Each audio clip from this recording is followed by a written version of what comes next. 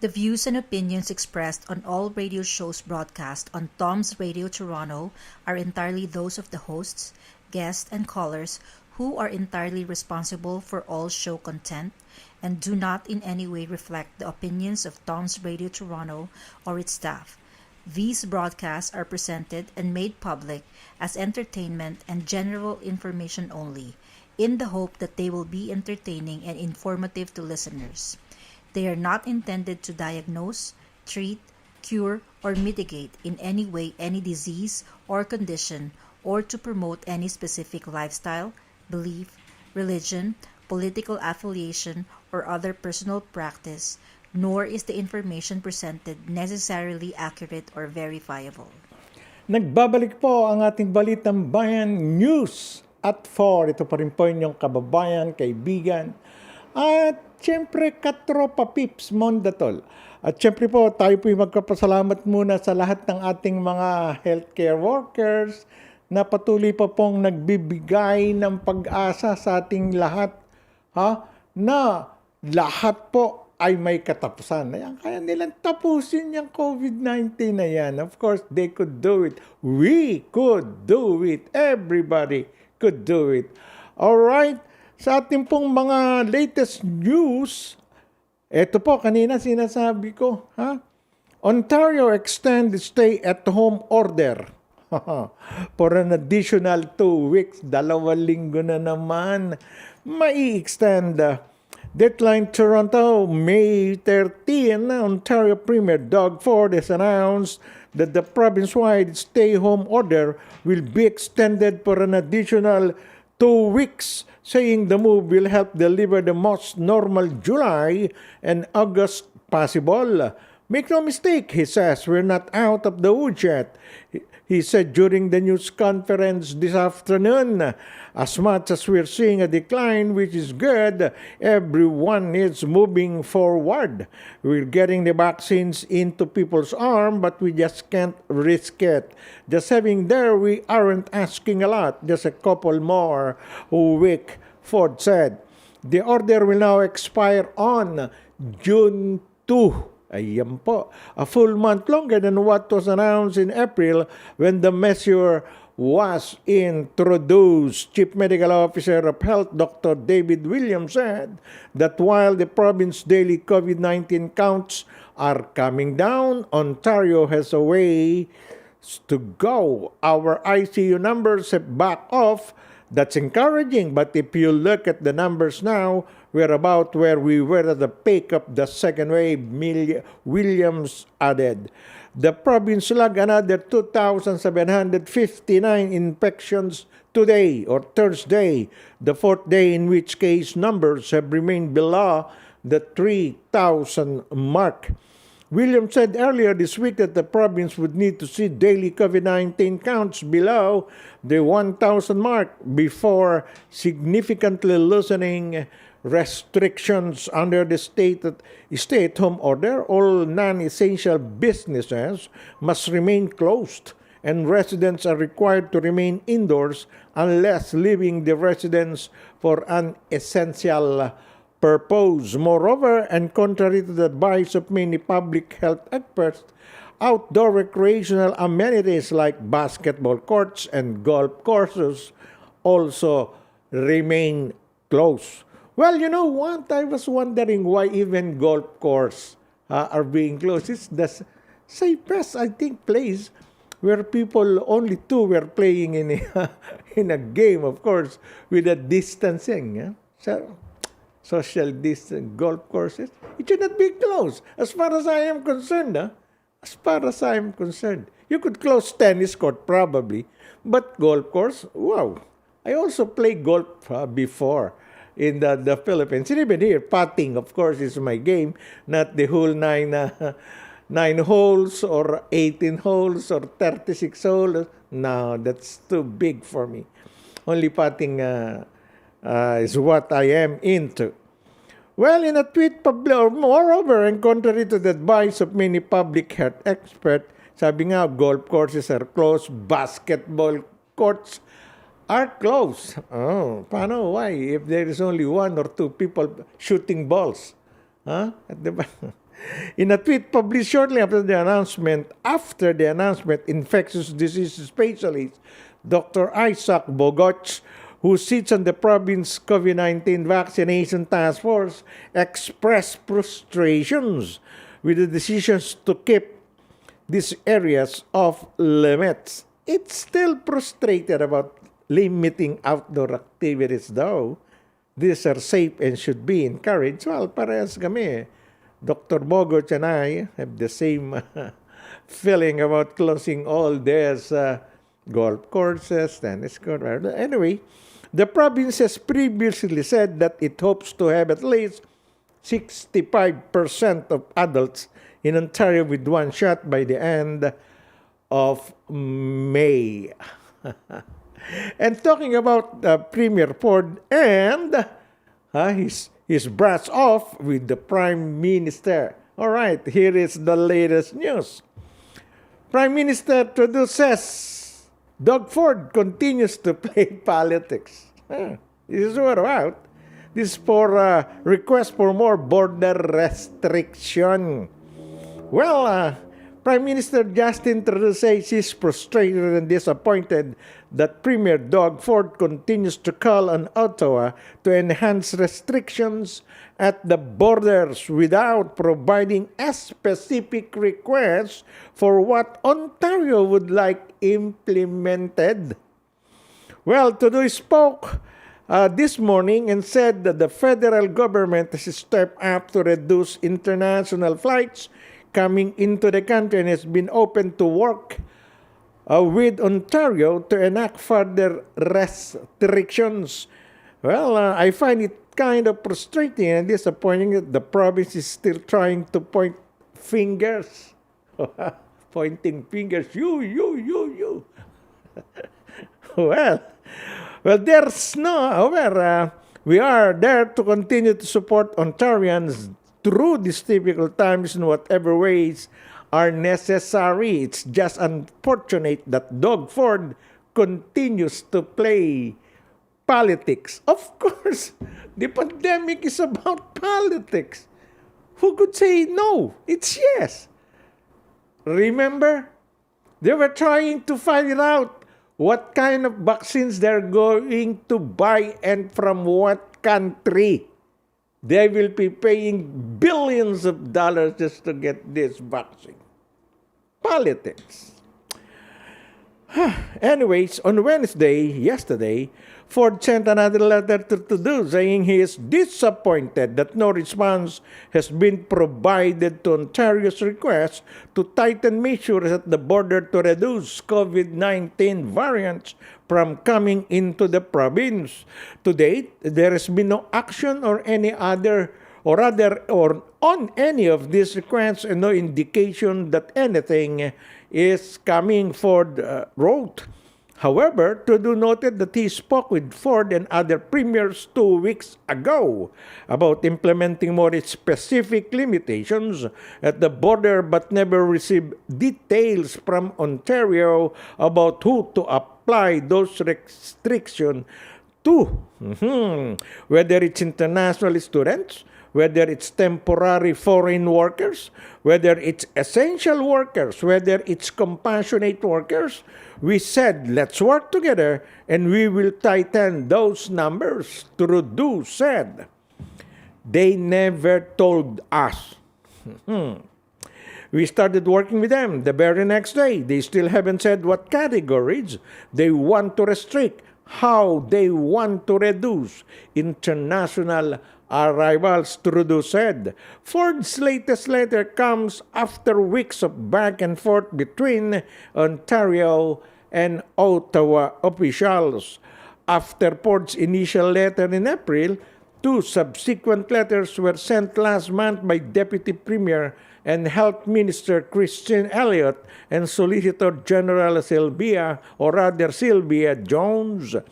The letters pointed out 3 requests for enhanced measures as the border, including 1, reducing incoming international flights to lessen the spread of COVID-19 variants, 2, mandatory PCR testing for all domestic air travelers entering Ontario, and 3, mandatory 3-day hotel quarantine at federally approved hotels for those who come into the country at the land border. That's what I am explaining. I was explaining a while ago in my Balitang Bayan na alas 12 o 12 noon. Marami naglalakad pong mga visitors from the US border crossing, especially there at the Niagara Falls. They will walk for several hours crossing the long bridge there, and upon reaching the Canadian side, hindi na po nag-hotel yun. Di na, papahinga lang doon. May mga pahinga doon. And afterwards, dumarating na yung mga sundong mga sasakyan That's what Ford is trying to explain to Trudeau. Let them be quarantined in a hotel-approved hotels. For 3 days, that's what they are doing for those passengers arriving in Canada through airlines, by plane. What is not understandable there? Hindi ba naiintindihan? Tagalogin natin. Baka marunong ng Tagalog yung Prime Minister. Sabi nga, sabi ni Doug Ford, i-quarantine din yung mga naglalakad lang. Yung tatawid ng border. Malay natin pagtawid nun kahit pinawisin niya, kung talagang may daladalang variant yan o kaya talagang, may tama, may ama, chika nga, i-quarantine mo naman. Walang panuntunan ganun yung sabi nila, pag nakatawid na raw sa border, dahil tinignan na sa American side, tapos sa Canadian side, nakita na nila, okay naman ang temperature ng katawan, 36.5, mga ganun lang, 37, approve yan. Wala namang iniindan sakit. Wala naman sintomas. Di palakarin. Naglakad. Pag sinabing palakarin, sa Tagalog, ibig sabihin, frog. Frog din yan, di ba, DJ? Palaka, di frog. Alright, yung pong sinasabi ni Doug Ford. Hindi ata. Saka mandatory PCR testing. Ibig sabihin, swab test. Swab test ka. Bago ka pumasok ng Canada, swab test ka. Pagdating mo dyan, na-swab test ka, okay ka. Meron naman ngayon ginagamit yatang rapid testing. You take how many minutes or hours? 1 hour at least to 3 hours. Alam mo na resulta, pero hindi naman daw very effective yun May sumesemplang din sa ganun. Iba talaga yung dadalhin sa laboratorio 2 to 3 days bago makita resulta. Hindi ba? Mas maganda nga naman yun. Alam nga namang, pag tines ka ngayon after 1 hour, palagay ko, nangyayari ang mga kababayan. Of course, I'm calling the attention of some of our Canadian officials as far as immigration is concerned. There are reports now that some countries are selling results of swab test. Even if airline passengers, they have not undergone swab testing, but they will be having with them a certified test result negative in their names. How? Rather, the question is how much, not how. They're selling it. There are confirmed reports now in the Philippines, they were able to get one. Filipino was trying to sneak out of the country going to Middle East to visit the husband. And she admitted that she paid for that. She was not able to get through the legal ways of swab testing.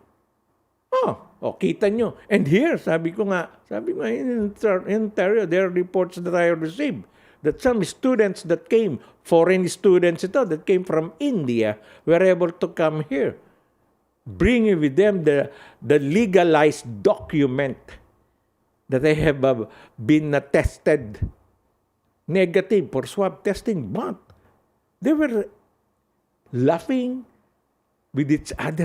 I did not undergone testing, but look at my documents. We could secure it for a certain amount. It's too costly, but my goodness.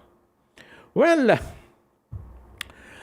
the federal government also imposed more limitation at the border on April 22 by suspending flights from India and Pakistan for at least 30 days as cases, specifically the B.1.C17 variant of global concerns, continue to rapidly spread in those countries. Last week, Canada's Intergovernmental Affairs Minister Dominic LeBlanc responded to Ontario's letters and said Ottawa has not received any formal request about what action Ontario wants implemented at the border to curb COVID-19 transmission.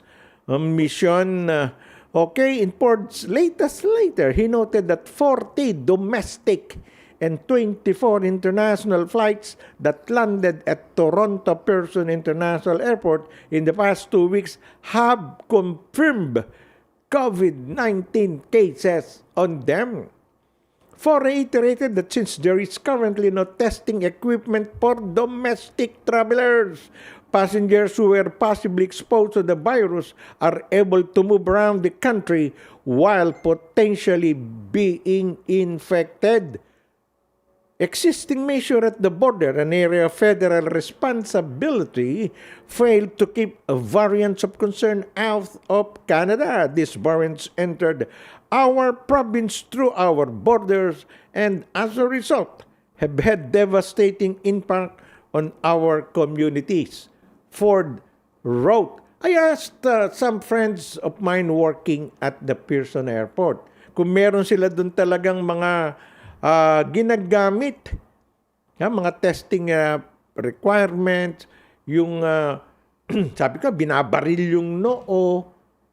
Dati wala raw eh. Wala silang gamit doon. Kasi nga naman daw, na-test na sila sa kanilang mga sariling bansa bago pasakayin sa aeroplano at paliparin ng Toronto. Hindi po enough yun. That's not enough. Sabi nga natin, marami pong nangyayari. There's fraudulent ways of securing those swab test documents. They should be strict here in Canada. Papanigan ko to. I'll side up with the Doug Ford in this. Particularly those coming from the area wherein the land, the border. Ano ba naman yung higpitan nila? Is there any problem doing that? With just PCR testing, body temperature, everything. That's what they were doing before a passenger aboard the plane. They could do that also in the borders, land borders. If they could not do that, close it. Close it for 2 weeks to 1 month. Anyway, the border has been closed for so many months now for non-essential travelers. Kaya talaga naman dapat mga essential lang naman ang pinararaan dun Nagdi-deliver ng pagkain, ng mga products, ng mga gamot. Alam nga naman pigilin mo yun. Pero kapag hindi mo naman tinignan yung mga nagdadrive dyan, todas ka. Lahat na yun. Pati yung kargador, talagang tinitingnan yan. Baka nakakalusot. Sige, matulog ka muna dyan while trying to look at the documents. Well, Ford here has the right. He is the premier of the biggest and well-populated province in Canada, Ontario. How many millions do we have here in Ontario? 9 million? Malaki ito. And besides, Toronto is here. Ottawa is here. Ayan. Ano pa bang gusto ng Prime Minister? I used to side with Prime Minister Justin Trudeau. But on this aspect of being strict in the borders, I will side with Doug Ford. Doug Ford, go, go, go. All right. Well, GCQ, ito rin. GCQ, nasa NCR Plus, simula Mayo 15. Ayan. Kahit nabawasan na ang COVID-19 patients. Ayan. Ganun din sa Pilipinas. Well, sasailalim na sa General Community Quarantine o GCQ, ang National Capital Region Plus, simula sa darating na Mayo 15. Ito ang inihayag kagabi ng Pangulong Rodrigo Duterte matapos apurbahan ng rekomendasyon ng Interagency Task Force or IATF. Gayunman, ipatutupad dito ang heightened restrictions, lalo na ang pagkapatupad at pagbabantay sa health protocols. Magugunitang naitala ang bahagyang pagbaba ng bilang ng tinatamaan ng virus at ang pagluwag ng bed capacity sa mga pagamutan. Good for you, mga kababayang Pinoy. Kahit po rito sa Ontario, bumaba na rin ng konti. Ang naaapektuhan. Pero yung pong mga ICU bed saka po hospital, handong pa rin eh. Malalaman ko lang bababayan na talagang mababawasan pag nalipat na si Tita Cecil dito sa Greater Toronto area. O, di ba, DJ Ricky Q? O, pag nalipat na si Tita, maluwag na rito. O, bababa na tayo. O, wala na extension yung province-wide lockdown.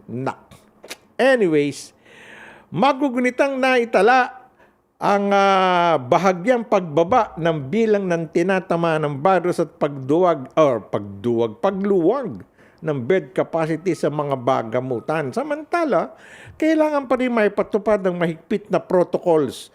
Binalanse umano ng Pangulo ang pangangailangan na mabuksan na rin ang ekonomiya sa gitna ng pandemya.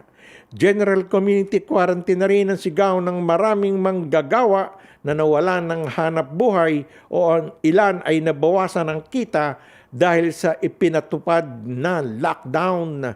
Iba naman ang pananaw rito ng Private Hospitals Group na nanggigiit na panatilihin muna ang MECQ sa NCR+. Ayon kay Dr. Jose Rene Grano, Pangulo ng Private Hospitals Associations of the Philippines Incorporated, kung sila ang tatanungin, nais pa nilang mapalawig ang MECQ sa NCR Plus para mas bumaba pa ang kaso ng COVID-19. Well, sabi nga niya, kung tatanungin kami, kung pwedeng kahit 1 linggo pa, extend na lang. But then, nasa kanila desisyon. Baka magagawa nila na mga flexible na gaya ng ginagawa nila ngayon. Sinabi pa ni De Grano na medyo nabawasan na nga ang bilang ng mga COVID-19 patient maliban sa ilang mga nasa intensive care unit. Ayun, hindi pa buo pero nabawasan. Well, tinanggal na ni Presidente Duterte ang maraming government officials. Ito po, pinangalanan, babanggitin natin pangalan ng mga government officials involved allegedly in corruption. Maririnig niyo po ang mga pangalan niyan sa pagbabalik ng News at 4. Sandali lamang po.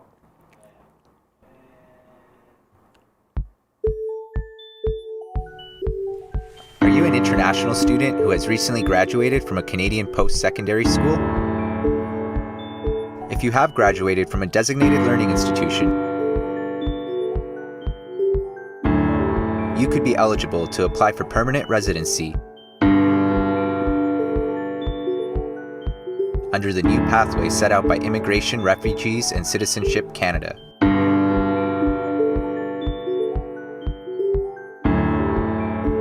Contact Genesis Immigration Consulting.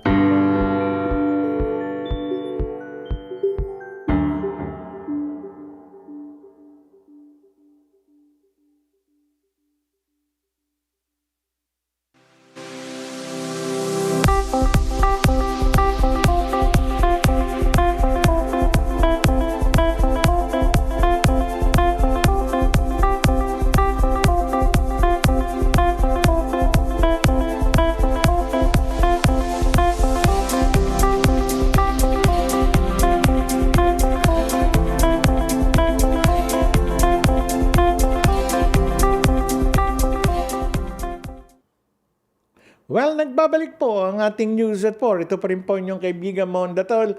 At salamat po sa lahat pa rin ng ating mga caregivers, mga health workers na patuloy pong nakikipagsagupan sa di nakikitang kaaway. Marami na pong tinamaan yan. Kaya po ingat-ingat pa rin po tayo. Huwag po tayong titigil na pagsunod sa health protocols na pinaiiral Hindi lang dito sa Canada, sa Pilipinas at iba pong bahagi ng mundo. Okay, nagtanggal na si Duterte ng mga officials involved allegedly in corruption. Ito po ang istorya niyan. President Rodrigo Duterte last night said that he has fired several government officials because of their alleged involvement in corruption. In a tape address, Duterte said this does not mean that the government has gotten rid of corruption, as this has become a problem in every administration. Well, there's still corruption in this government and any other government that will come after me. And in the past, mayroon talaga yan. Sabi ni Duterte, it will also be possible to eradicate corruption in the government. If there is a running bureaucracy and there is money involved and there are a lot of tables where the papers would go through, there will always be corruption, Duterte said.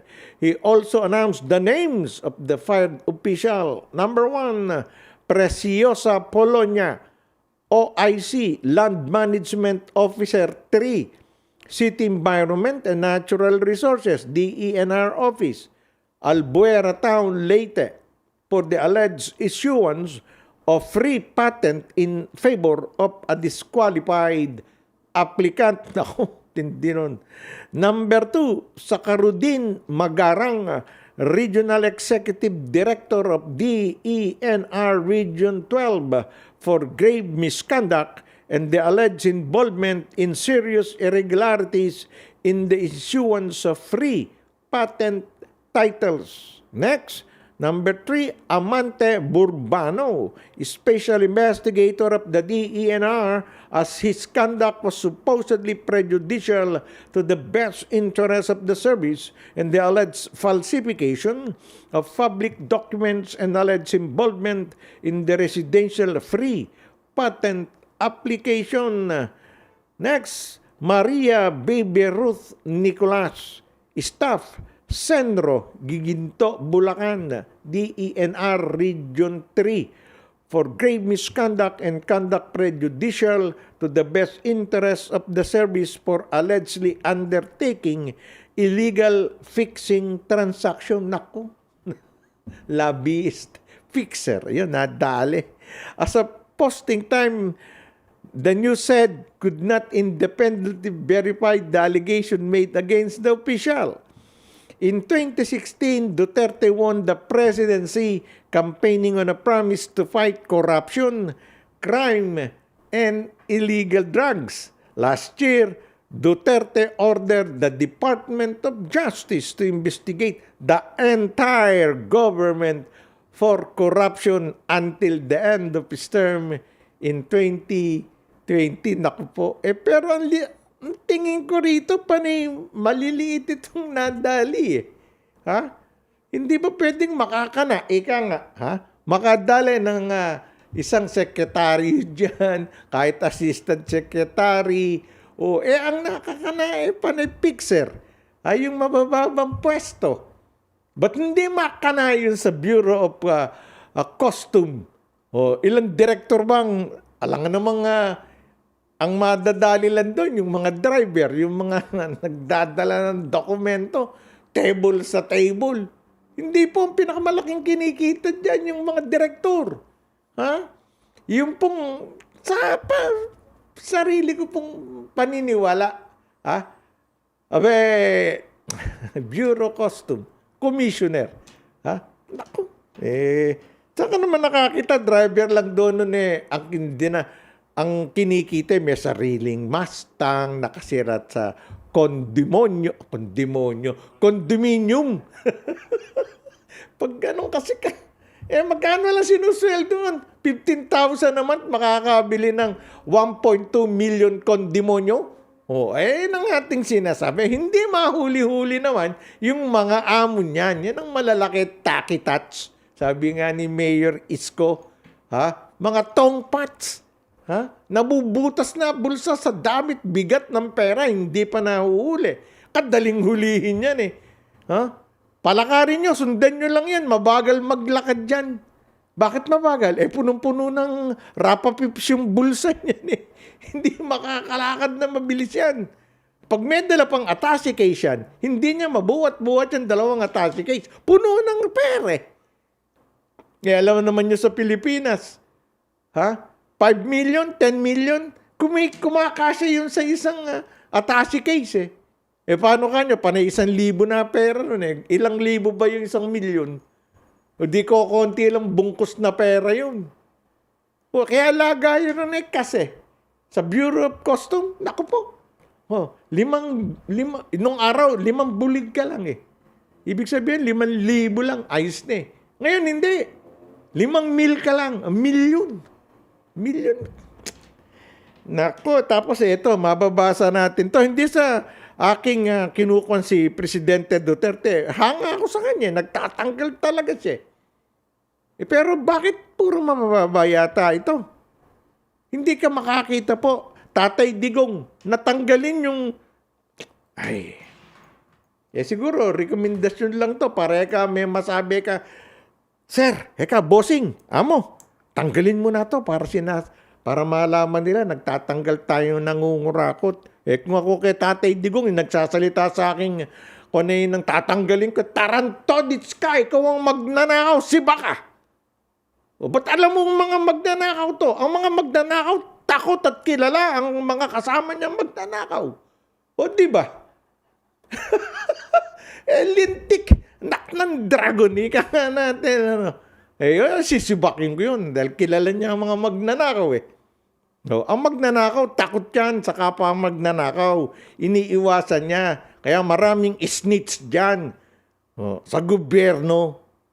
Hindi ba? Yun lang po ang ating masasabi dyan. Ang liliit ng napagtatanggal. Kumbaga sa isdang huhulihin, imbis na tilapia, gurame, nakakana. Gurame, mga biya. Yung pinakamaliliit. Ang nahuhuli, liliit na nga, nahuhuli pa. Dapat nakakawala dun sa mga huli ng isda. Yun eh. Yung panakakana. Yung panaki. Well, super spreaded campaign event. Ayan, ako, election na talaga. Babaguhin doon ng Commission on Election. Eto, para maiwasan ng super spreader event sa panahon ng kampanya, magpapatupad umano ng pagbabago ang Commission on Election or COMELEC sa uri ng pangangampanya ng mga partido at kandidato para sa darating na 2022 presidential elections. Sinabi ni COMELEC Commissioner Antonio Co na magkakaroon ng mga pagbabago dahil sa sitwasyon na COVID-19 na kung saan magiging super spreader ng virus ang mga pagtitipon tulad ng mga political rallies. Tama. Yung mga kampanya where the candidates will be there, rallies, etc., hindi na yan kagaya nung dati. Kasi alam mo naman, kinatatakutan natin dito yung super spreader event. Nawawala kasi social distancing pag ganong mga kampanya-kampanya. Alright, sinabi naman ni COMELEC spokesperson James Jimenez na kabilang sa restriksyon na ipatutupad nila ang limitadong bilang ng mga pwedeng dumalo sa mga political events at mahigpit ang pagkapatupad na palagi ang nakasuot ng face mask at face shield. Ayan. Mas tutol naman ng Department of Health sa anumang uri ng pagtitipon sa panahon ng kampanya at halalan hanggang maliit o rather maliliit na bahagi pa lamang ng populasyon ang nababakunahan. Ang eleksyon po sa Pilipinas, mga kababayan, May 9, 2022. Pero ang filing of candidacy po, October 1 to 8 or 1 to 18 or whatever. After makapag-file na ng candidacy, umpisa na ng kampanya yun, October, November, December, January, February, March, April, May. O ayun, 6 months. Maniwala kayo. Yung mga mayayaman dyan, tatakbo ng presidente, vice president at mga senador. Maniwala kayo, magpatawag kayo ng mga meeting dyan. Sa Plaza Miranda tayo, kailangan meron tayong 10,000 napapalakpak at sisigaw. Ayaw na po Bakit teka? Magbibigay naman tayo sa 1,000 bawat tao. O yun, magpupuntahan yan. Pero hihingi ng face mask at face shield, bigyan nyo. Yan. May mga huhuli pong mga Department of Health agents dyan. Bawal ang social distancing. Ang kakasya lang po ron, 1,000. Bigyan nyo rin yung mga pipigil at uhuli. Ano tayo? Colombia? Nasagad nung araw yung mga kartel. Laking katarantaduhan naman. Anak ng dragon naman buhay ito. Ang Pilipinas po, kilala yan bilang number 1 sa politika. O di po ba? Sino ba nakakaisip na magbayad ng butante? Kundi nung araw. Saan nung araw hindi? Yung mga butante pa nagbibigay ng tulong pinansyal sa mga kandidato. Nung araw yun. O sino pa ang pinakamagaling na presidente na naging presidente ng Pilipinas nung araw? Ramon Magsaysay. Digay ang tawag yan. O? Ang dami-dami na pong lumabas na survey. Pinakamagaling na presidente ng Pilipinas. 3 lumabas. Number 1, Ramon Magsaysay. Number 2, Ferdinand Marcos. Number 3, Rodrigo Duterte. Yung iba, walay. Nabasa ko lang po yun, ha? Pero ako naniniwala, pinakamagaling yung Ramon Magsaysay. Bakit ika nyo? Hindi dahil sa ninong ko yun. Ay, yan, DJ Ricky. Nag-iisang ninong ko sa binyag yun. Ramon, aray ko, nasabid tuloy ako. Sinapok tuloy ako ng ninong ko. Pero siya po, ang pinakamagaling. Na naging presidente, nababasa po yan sa history. Ngayon, mag-i-election na naman, hindi naman tatakbo si Tatay Digong Duterte. Sinabi na nga ni Antonio Trillanes, tatakbo akong presidente. Huy, talaga, sabi. Kapag hindi tumakbo si Vice President Leni, pinalabas pa niya si Leni Robredo, tatakbong gobernador ng Kamsur. Taga rin yun makakalaban niya si El Rey Villapuerte, ang Villapuerte family, na matagal na pong naghahari sa probinsya ng Camarines Sur. Patatakbihin mo si Leni, baka doon lang matalo yun. Alam mo, kanya-kanya pong racket yan pag election Sinasabi nga po natin, basta tumakbo kang presidente, maniwala ka, makakatanggap ka ng bilyong ayuda. Nako, ewan ko kung mangyayari itong sinasabi ng COMELEC na social distancing sa kampanya. Saka bawal ang kamay-kamay. Maniwala kayo, lahat ng kandidati humahalik pa sa mga bata. Hindi ba? Nakita mo na ba ng araw yung kampanya di DJ Ricky Q? Pag may nakitang bata dun sa karsada yung kandidato, bababa sa sasakyan, hahalikan yung bata. Pag maganda-ganda yung nanay, pati nanay, nung bata hinahalikan. Di ba? Naknandagon yan ang mga kampanya sa Pilipinas. Sino tatalo dyan? Kanya-kanyang paraan lang yan. Racket lang yan. Kaya ito, ewan po natin. Subukan nating tingnan. Anyway, malayo pa naman yan. Pero as far as the politicos are concerned, malapit na po ang halalan. Di po ba? Kaya nga, ito, nagpasiklab na. Tatakbo na si Trillanes as president kapag hindi tumakbo si Leni Robredo o Manny Pacquiao. Ang intensyon niyan tumakbo, handyan na. Of course, Bongbong Marcos, tatakbo yan. Alang makapipigil dyan. Kahit yung ambulansyang narinig ko sa labas, hindi kayang isakay si Bongbong dyan para pigilin tumakbo. Sino pa ba tatakbo? Pag si Sara Duterte nakipag-partner kay Bongbong Marcos, kahit sino ilaban nyo, walang mananalo. Pero sa tambalang yun, it's Bongbong and Sara. Unbeatable, mga kababayan. Kahit na pagsama-samahin mo yung ibang mga kandidato.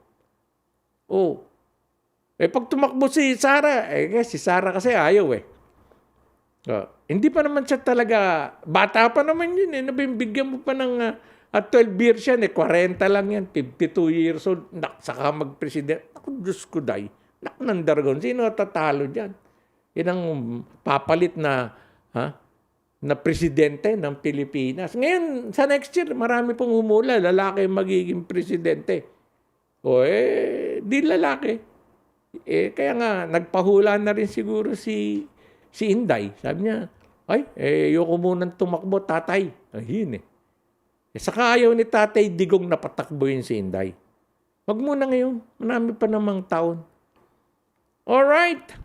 Naku, sana nga po. Super spreader campaign event. Yung sinasabi pong super spreader, malakas makahawa po yung napakaraming taong tabi-tabi. Ganyan na nangyari doon sa community pantry ni Angel Oxin. Meron pong 10,000 dumating. Ngayon, ang naging problema, ilan lang po yung na kuna ng swab test yata at merong nag-positive. Hindi nila alam ngayon kung saan hahanapin yung napakaraming yun. Hindi lang taga Quezon City, may mga dumating galing ng Bulacan, kain lang Laguna, galing ng Antipolo, ng Rizal. Kaya nung naging problema ngayon ng Kwan. Kaya, tapos, nawala na balita, DJ Ricky. Dati kakasuhan si Angel Oxin, yan, nawala Lumabas, kaibigan matalik pala ito ng mayor ng Quezon City. Di kakasuhan mo ba yung best friend mo na nagamit mo tuwing election? Kaya kalimutan na yan, yung sinasabing kakasuhan siya. Ako gusto ko kasuhan Pagtanggol niya sarili niya May namatay na isang senior citizen. Kapabayaan yun Para ka lang, ikaw, nagmamaneho ka ng sasakyan, nakasagasa. Namatay. Homicide through reckless imprudence yun doon ba sa pantry, hindi pwede yun?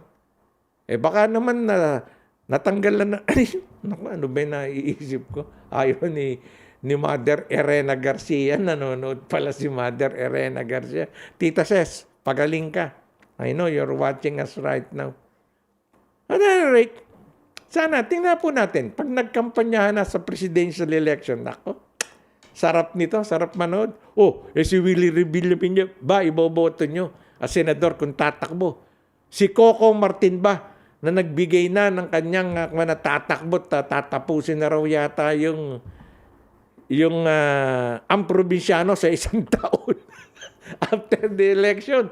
Ba't niya, kung tatakbo siya, hindi niya pwedeng tapusin yung ang probinsyano. Yun ang hatak ng tao niya Di ba, DJ Ricky? Kung tatakbo kang senador, Coco, tatandaan mo lang, chichirichit alibambang. Huwag mong tapusin yung ang probinsyano para manalo ka. Kayo po ba, mga nakikinig sa atin? Makaboboto po tayo, nasa abroad. Ako bumoboto ko. Pag sa abroad, pinadadala sa akin ng Comelec yung aking balote through mail. Iboboto nyo ba si Coco? Ako hindi ko iboboto yan Pero hindi ko dinidis-qualify siya. Qualified. Hindi ko sinasabing matatalo yan. Pwedeng manalo. Ang sa akin lang, hindi ko iboboto. Ako nga, nagkamali, binoto ko si Lito Lapid nun kasi Leon Guerrero, bumabaril yung ganyan sa punyal nahahati yung bale. 2 patay na tulisan binoto ko. Believe ka. Alam mo mga Pilipino, naku, iboboto ko yan. Ang galing pumatay ng hapon yan yung gano'n, mga movie. Kaya nanalo yung Lito Lapid. Ngayon, patakbuhin mo. Hindi naman nanalo yan. Wala na siya sa probinsyano Willie Revilla mananalo yan. Kapag tumakbo, tulong yan yung Rapi Tulpo. Palagay mo ba, DJ Ricky, matatalo yon? 20.4 million ang viewers. 20.4 sa YouTube. I-times 2 mo. Yung 20.4 point na yun May asawa yun Yung iba, dalaga, pero may nanay at tatay. Times 2 mo na lang. 40 million, number 1 sa Senado yan. Pero pag tumakdong presidente, hindi mananalo. Hindi naman nakukuha sa pasikatan yung pagiging presidente. At ang tingin ko rito, yung iba pong mga subscriber ni Rapi Tulfo, hindi siya ibobotong senador. Pag nanalong senador yan, bibitawan na niya yung kanyang RTA in action eh. Sino ipapalit mo? Si Atty. Tunggol? O yung babae? Wala na pong lakas yun. Walang ng karisma yun. Iba yung karisma nung Rapi Tulfo. Kung ako kay Rapi, ba't ako tatakbo? Kingmaker na lang ako. Iba yung kingmaker ka. Pag nandun ka na sa Senado, bibirahin ka ng maraming kritiko. Pag tumakbo ka, lahat ng baho mo lilitaw, aamoy. Kahit katago-tago mo, ibang politika. Hayaan mo na yung ganyan ka. Saludo nga ako kay Rapi Tulfo, kaliwat kay Ben Tulfo. At saka doon yung Erwin. Hindi ko masyadong yung Erwin eh. Ang nakabarkada ko po kasi, yung panganay nila, si Ramon, yung tokayo ko, Mon Tulfo. 1986, 87, 88, 89, nung ako po yung sports writer. Pag Biyernes ng gabi, meron po kaming Friday night. Kasama ko si Manny Piñol, Recat Trinidad, ayan, Rene Portaleza. Doon po sa maliit na bar ni Kapitan na Espirito. Ayan. Sa Late, ika nga natin, si Ermita. Sa likod ng Ninoy Aquino Stadium, may Late po doon yung doon kami nagkikita-kita. Pag Friday night, Montulfo, ang dami nag-aabang doon. Sa Montulfo, nangihingi ng yung business card. Hindi kaya na si Idol Mon. Akala ko ako Mon din ako. Montulfo pala. Pag pumaparada na kami ron, sunod-sunod yung aming sasakyan, Montulfo. Sana ito, Recat Trinidad, Eddie Alinea, Manny Piñol. Nandyan, kami magkakasama nung araw. At any rate, sana nga po, mawala na itong COVID para sa kampanya po. Alam nyo, iba yung presidential election sa Pilipinas po eh. Kahit mga taga-foreign media, foreign press, inaabangan yan. Every 6 years po ang eleksyon ng presidente sa Pilipinas. Alright. Well, inapurbahan na po ng World Health Organization ang Sinopharm. Sinopharm COVID-19 vaccine. Aba, ito yung tinuro kay Presidente Duterte na kinwestiyon ng mga kritiko. Ito po istoryang yan. Deadline, Geneva, Switzerland, May 13. The World Health Organization today approved the Sinopharm COVID-19 vaccine for emergency use. The first Chinese jab to receive the WHO's green light. Okay. The UN Health Agency signed off on the 2-dose vaccine, which is already being deployed in dozens of countries around the world. The WHO has already given emergency use listing to the vaccines being made by Pfizer, BioNTech, Moderna, Johnson & Johnson, and the AstraZeneca jab being produced at sites in India and in South Korea, which it counts separately. This afternoon, the World Health Organization gave emergency use listing to Sinopharm's Beijing's COVID-19 vaccine, making it the 6th vaccine to receive WHO validation for safety, efficacy, and quality. World Health Organization Chief Tedros Adhanom Ghebreyesus told a news conference the Strategic Advisor Group of Experts on Immunization, or SAGS, has also reviewed the available data and recommends the vaccine for adults 18 years and older with a 2-dose is scheduled. Ayan po. A clutch of other vaccines are on the road towards WHO emergency use listing. A WHO decision is expected within days on Sinovac, a second Chinese-made vaccine already being used in 22 territories. Ayan. Approving Sputnik 5 could happen after that, but it depends on the inspections made, or rather being made, and the dossiers being completed. Nako, 6 pa lang pala ang talagang legally approved ng World Health Organization. Biruin mo yung Sinopharm. Kung maraming sa Pilipinas kumwestiyon, yan kasi ang itinurok sa PSG at kay Presidente Duterte. Pinababalik pa sa China, yan inapurbahan ng World Health Organization. Yung emergency use, yun ang ginamit ni Presidente Duterte. Through the emergency use. Yun, approved na sa World Health Organization. Ano pa ngayon ang masasabi ng mga kritiko? Marami po kasi nagdudunong-dunungan. Hindi naman sila mga health expert. Ika nga natin, hindi sila doktor, hindi sila. Kamukha po ng dalawang mambabatas na nagpapamigay ng libreng ivermectin sa mga senior citizen pa. Maraming mga sumang-ayon sa kanila, naku, ivermectin, okay yan, panggamot yan. Hindi po panggamot sa COVID-19.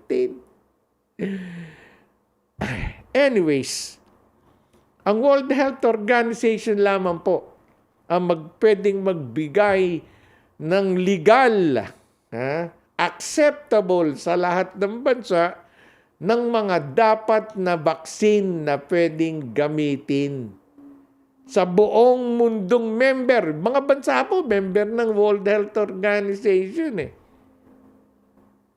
dapat sundin natin yun. Kahit nga ang Pilipinas dapat sumunod dun ba't kasi Presidente Duterte nagpaturok ng Sinopharm for emergency use? Yun na nga, emergency use. Ba't pababalik mo pa ngayon sa China yung ilan libong? I-donate na nga ng China sa atin. Or rather sa Pilipinas. Tumutulong na, gusto pang girahin. Anak ng dragon, sino mananalo sa gera sa China pag sa West Philippine Sea? Gaganapin yun. Bakit mo gigirahin ang kapitbahay mo na tumutulong sa'yo? Simply because of dirty politics sa Pilipinas? Malapit na po kasi kampanya ng presidential dyan ng presidential election next year. Ilang buwan na lang po yan. Mayo na ngayon o Mayo 9 sa next year, isang taon na lang, election na. 8 months o 6 months to 8 months ang kampanya. Hindi naman tatakbong presidente si Duterte. Siyempre, iba po kasi yung ituturo ni presidente, ikaw, at tanging ikaw lamang ang i-endorso ko. Ang daming nangihingi na endorsement ni presidente. Nangunguna na nga dyan si Pacquiao Birong pinuntahan, nakiusap. Ang nangyari po, tinanggihan siya. Hindi pa magbibigay ng endorsement si Presidente. Si Pacquiao, ang acting president ng PDB Laban. Si Presidente Duterte, ang chairman. Pareha sila ng partido. Bakit hindi in-endorse si Pacquiao ni Duterte? Hindi pa oras para i-endorse. Paano naman yung iba pang qualified? Hindi lang naman sa PDB Laban dapat mag-endorse si Presidente. Yung malalaman po natin yan as we go along. Alright, ang ating huling balita, Philippine remittance cost. Wow, among the lowest, sabi ng World Bank. Sending money to the Philippines remains among the cheapest globally, benefiting an economy reliant on remittances sent by OFWs, the World Bank said. In its latest migration and development brief, the World Bank said remittances charges to the Philippines cost less than 5% or $10 for every $200 transfer. Maliit nga, hindi ako nagpapadala ng pera sa Pilipinas. Kaya hindi ko alam ang rate. Nalalaman ko lang yan nung sponsor natin yung remittance dyan. Ganito ang babayad per $100. Hindi ba? Ganon. Ewan ko kung si Tito Ricky nagpapadala ng pera. Ay, hindi rin. Para kung papadala, yung pera mo andyan na sa mga bata. At saka sa nanay ng bata. Di ba? Well, the Philippines maintained the lowest remittance fees in the fourth quarter of last year on money sent by OFWs from Singapore, Kuwait, United Arab Emirates, and Spain. On the other hand, the South Africa to China corridor has the highest cost for remitting cash at close to 20% for 200. Ang mahal naman nun. $20 yun. Sa 200. Aba. Thailand to China and Thailand to Indonesia came in next roughly 15%, while Thailand to Vietnam and Japan to Thailand range between 10 to 15%. Based on the World Bank report, the Philippines last year ranked 4th in the world in terms of remittance inflows with, eto po, pakinggan nyo, magkano? $35 billion. US yan. Ganun karami. Hindi pa po kasama dun yung pinadadala sa kumpare, sa kumare, sa kaibigan. Pare, ito, pakidaan mo na sa Pilipinas para hindi na ako magbayad ng remittance fee. O, di ba? Ilang daang libong dolyar din yun. Ha? Well, ang India po naman pinakamataas, $83 billion. China, $60 billion, and Mexico, $43 billion, but outpaced Egypt's. Lamang tayo, Egypt po, $30 billion, Pakistan, $26 billion, and Bangladesh, $22 billion. Ayan. In February, the Bank Central ng Pilipinas said remittances managed to defy the odds by slipping less than 1% to 33.19 billion in 2020, from 33.47 billion in 2019. Around 40% of the remittances were sent by OFWs from the US, followed by Singapore, Saudi Arabia, Japan, and the United Kingdom. Wala ang Canada. Ngayon ko lang nalaman ko konti ang nagpapadalang OFW sa Canada. Sa kanilang siguro na pandemic, dami na wala na trabaho rito. At any rate, sinasaluduhan po natin lahat ng mga OFWs. Kayo po ang mga bagong bayani ng bayan. $35 billion ang pinadadala niyo po sa legal means. Sabi ko, baka 37 billion yun eh. Yung ibang mga padala. Pag malas ka lang, yung padadala mong nakasobre, na ipang sabong ni kumpare. Para hindi ko napadala, bayaran ko na lang niya pagbalik ko. Diyos ko, dahil ng Daragon. At any rate, maraming salamat po sa ating mga kababayan. Patuloy pong sumusubaybay sa Tom's Radio Toronto. Tom's Radio Toronto website po yan. Sa amin pong Facebook, Tom's Space Radio. Ayan, ito pa inyong kaibigan hanggang bukas na muli sa ating Balitang Bayan Biyernes. Mondatol in behalf of our DJ Direct Ricky Q. Ito po si Mondatol. Magandang hapon sa inyong lahat. Are you an international student who has recently graduated from a Canadian post-secondary school? If you have graduated from a designated learning institution, you could be eligible to apply for permanent residency under the new pathway set out by Immigration, Refugees, and Citizenship Canada.